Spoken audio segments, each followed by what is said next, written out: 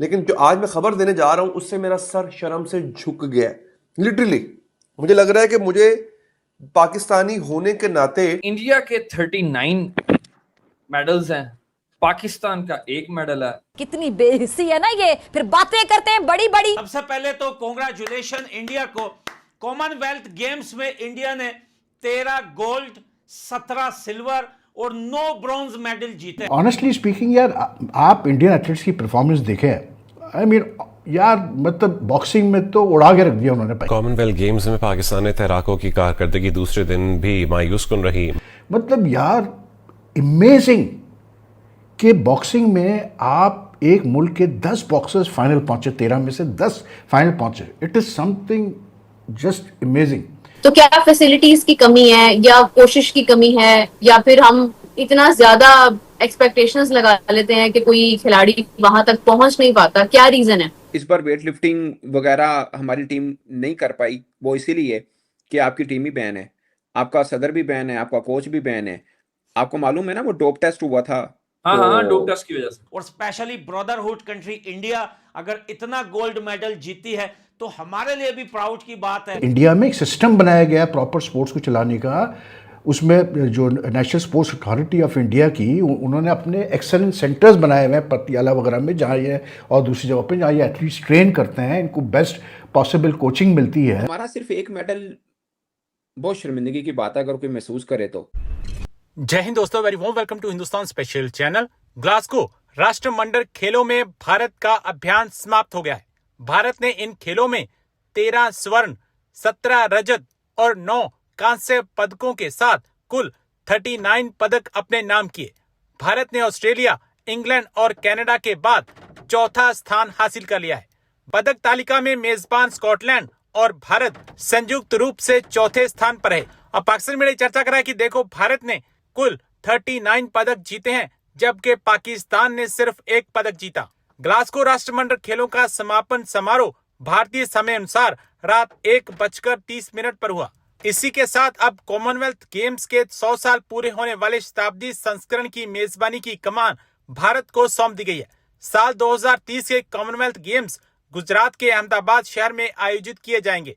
Closing ceremony में Scotland के अधिकारियों ने CWG का आधिकारिक ध्वज और बैटन भारतीय प्रतिनिधियों को सौंपा। ऑनेस्टली स्पीकिंग यार, आप इंडियन एथलीट्स की परफॉर्मेंस देखें, आई मीन यार, मतलब बॉक्सिंग में तो उड़ा के रख दिया उन्होंने भाई। कल मैंने सारे बॉक्सिंग के बाउट देखे जो मतलब सेमीफाइनल्स हुए ना, ठीक है।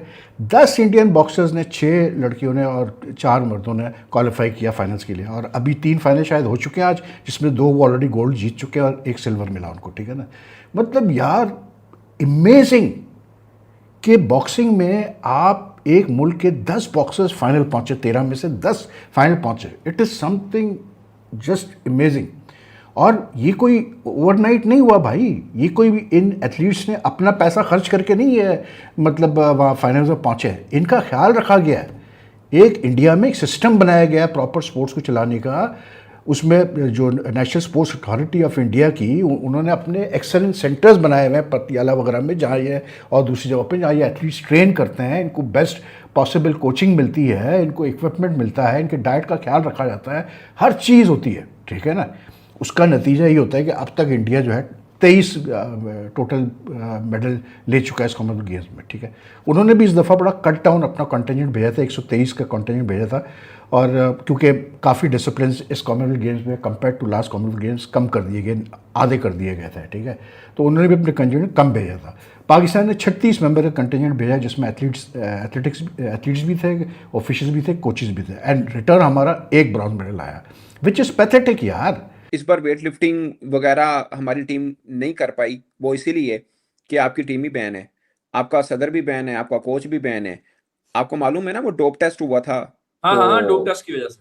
आपके 2 खिलाड़ियों का डोप पॉजिटिव निकल आया, 4 ने देने से इनकार किया। उन्होंने कहा आप हैं ही नहीं है डोपिंग टीम वाले, असी नहीं देना थानू। तो यानी कि ये हम हुआ।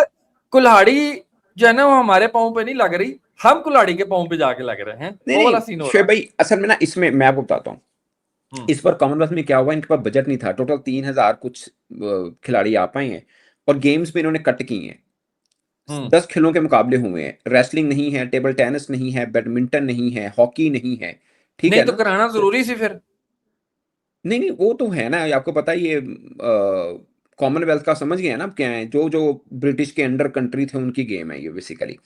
सो ये है, बट लेकिन दर्जाबंदी में तीसरे नंबर पे है Olympic, Asian games and Commonwealth games, ये इनका होता है। बहरहाल जो भी है शुएब भाई, इंडिया के भी कम गोल्ड मेडल आए हैं बाय द वे, लेकिन हमारे तो खैर एक ही आया है, लेकिन हमारे उसमें रेसलिंग में एक चांस बन सकता था कि मेडल आते, बट अगर रेसलिंग और बैडमिंटन होती तो इंडिया के 20, मैंने ये बाकी जो गेमें हैं वो होती तो इंडिया के 20 तो 20 के मेडल ऑब्वियसली और उनके बनते। भी 50+ हो जाने थे यार, ऐसी कौन सी बात। नहीं नहीं, उनके 20-25 और होने थे, और रेसलिंग तो हाँ उनके बड़े वो चांसेस 50+ हैं। वही कह रहा हूँ। रेसलिंग बेसिकली एशियन गेम्स में टफ है ना, बहुत ज्यादा रेसलिंग टफ है है, सना क्योंकि भाई, बैडमिंटन है यार, बैडमिंटन भी उनके अच्छे खासा प्लेयर हैं। बैडमिंटन उनके काफी वो निकल आने थे। सो हाँ। हमारा सिर्फ एक मेडल बहुत शर्मिंदगी की बात है, अगर कोई महसूस करे तो, नहीं करे तो वगैरह उन्होंने एक मेडल लेके चुके रखो। नहीं आपको पता है वो लास्ट टाइम भी जब अर्शद जीता था तो वो एक मेडल को ही हमने इतना सेलिब्रेट कर लिया था, हमने कहा बस साढ़े लो असी वर्ल्ड कप चलो वो तो पॉजिटिव चीज है ना शुएब भाई, आपने सेलिब्रेट किया, पॉजिटिव चीज है। आगे अर्शद नदीम ने की किया, हाँ ठीक है उन्हें ना, सानू मायूस किया, मायूस किया। अब वो जो उनकी फ्लैग बेरर है इंडिया की लड़की, उसके 3 लगातार मेडल हैं। यार वो यार कंसिस्टेंसी बहुत है उनमें, एक बात। शुएब भाई दूसरी बात कंसिस्टेंसी नहीं है वहां असल में ना, मैं बताता हूँ, अरशद के लिए बैड लक कह लें या जो समझें, उसका पाकिस्तान में कॉम्पिटिटिव ही नहीं था। अब इंडिया का वो जो लड़का है सरदार साहब, वो जो नाल चिमड़े ने नीरज चोपड़ा, नीरज के साथ जो लगा हुआ है, हाँ ठीक है ना, उसको नीरज को पता है मैं थोड़ा सा कॉम्प्लीसेंट हुआ, थल्लू ने मैं चक के ले जाना, बिल्कुल। ठीक है ना, तो और नए आने वाला जो है वो पुराने से बेहतर ही आ रहा है, ऐसा नहीं है कि ठीक है ना, टेक्निकली भी लेकिन वो और कब होता है physically भी। शुएब भाई, लेकिन वो कब होता है जब आपको नजर भी आ रहा हो। हमारे तो sports board Punjab stadium, football stadium, जहाँ कबड्डी भी होती है, खैर मल्टी पर्पज स्टेडियम दुनिया भर में होते हैं, मैं उस पर बात नहीं कर रहा, बट मेरा मानना ये है कि एक खिलाड़ी जिसने गोल्ड लेके आया, आपने उसका ख्याल रखा, आपने खेल का नहीं रखा, आपने खिलाड़ी का ख्याल रखा। आप खेल का ख्याल रखते तो खिलाड़ी भी आते, एक का रखा। प्रायोरिटाइज भी तो नहीं है ना करते हम, प्रायोरिटाइज का तो चक्कर ही नहीं है। मैं बताऊं, एक जनरल साहब 20 साल ओलंपिक में रहे हमारे, रिटायर्ड जनरल साहब 20 साल, और वो जिस तरह उतरे हैं वो भी उनकी मेहरबानी है, वो उतरेगा, नहीं तो उन्होंने लिखवाया हुआ था, बस कर दो हुन किन्ना की उन्होंने लिखवाया हुआ था कि पायन मैं आहो उदों तक ही है, आहो जिस तरह जज नहीं कलम तोड़ देता, उन्होंने भी अपनी वहां तक जाने के लिए ना लिख के कलम तोड़ दिया था। ये तो मेहरबानी हो गई। कुछ हमारे पॉलिटिशियन भी बोले, एक सेक्रेटरी साहब है, मैंने कहा यार मैं ਜਦੋਂ ਦਾ ਮੈਂ ਜਵਾਨ ਹੋਇਆ ਮੈਂ ਸੈਕਟਰੀ ਵੇਖਿਆ, ਮੈਂ ਤੁਸੀਂ ਉਹਨੂੰ ਕਿਹਾ ਜਦੋਂ ਦਾ ਮੈਂ ਹੋਸ਼ ਸੰਭਾਲਿਆ ਨਾ ਮੈਂ ਤੁਹਾਨੂੰ ਹੀ ਵੇਖ ਰਿਹਾ, ਮੈਂ ਤੁਹਾਨੂੰ ਵੇਖ ਕੇ ਜਵਾਨ ਹੋਇਆ। ਉਹ ਪਤਾ ਲੱਗਾ ਜੀ ਨਹੀਂ ਜੀ ਹੁਣ 70+ ਹੋ ਗਿਆ, ਹੁਣ ਇਨ ਦਾ ਟਾਈਮ ਪੀਰੀਅਡ ਖਤਮ, यानी एज होगी वो तो जाएगा,